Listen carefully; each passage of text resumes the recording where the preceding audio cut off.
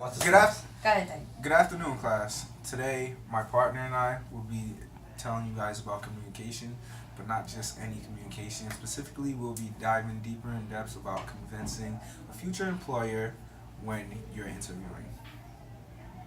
So, how many people here have anxiety about interviewing with your potential employer? Me. Got a few hands. Well, by the looks of hands here, you should realize that you're not alone. Interviewer with potential employers can make the best of public speakers extremely nervous. But that's why we're here. We're here to inform you the best way to go about communicating with your employer and the possible convincing them to hire you. Exactly. Our hope is that you have a better grasp on what employers are looking for, as well as when you're in an interview to have some tactics that will put you more at ease and get you better prepared for the interview. So, we're here to tell you that there's more to communication than just verbal, okay? First, we're going to start off with body language and your dress professional and not professional. What's wear, what not to wear.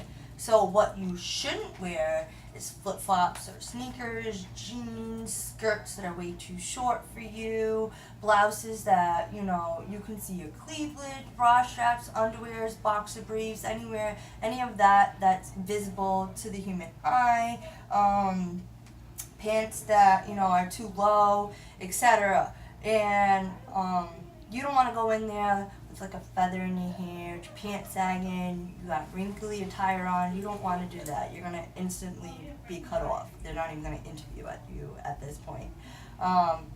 But hygiene-wise, you should have your teeth brushed because you're talking, so you don't want to have bad breath. Your hair groomed so it doesn't look like you just came from a tornado room. You need to have clean fingernails. You need to smell appropriate. You don't want to smell like you just came out of a dumpster truck. What you should wear, men attire, you should have a button-up suit, shoes like Elvis is wearing right now. Elvis, show me your shoes.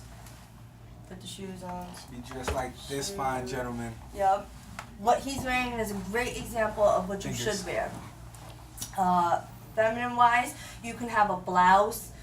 You can have a blouse on. You can have a scarf, but not like the big and bulky scarves. You want like, the ones that are skinny enough where, it looks appropriate.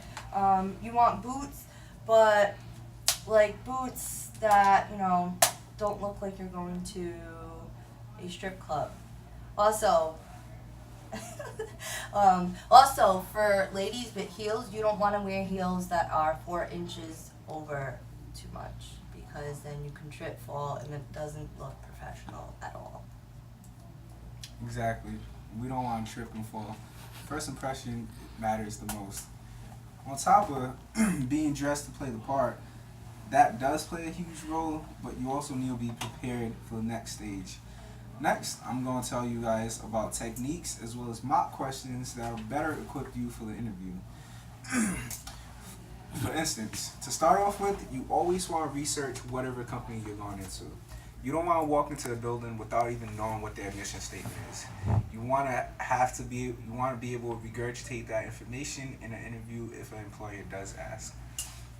On top of researching the company and finding out more information about them, you also want to have some questions ready.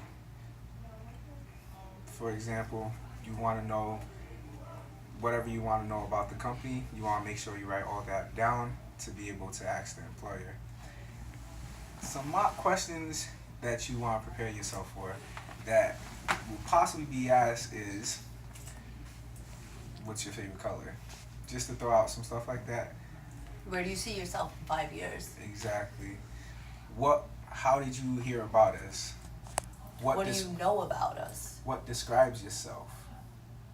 If you could give yourself 5 strengths, what would they be? What are some weaknesses and how do you work about fixing that? How do you take feedback into consideration? What's one of the best traits that you possess? Something among those lines will help you in an interview. If you can prepare for those questions and research where you're going to interview and who you're interviewing and something among those lines, your chances of getting into the job field that you're going to interview for will be a higher chance than you would have ever thought.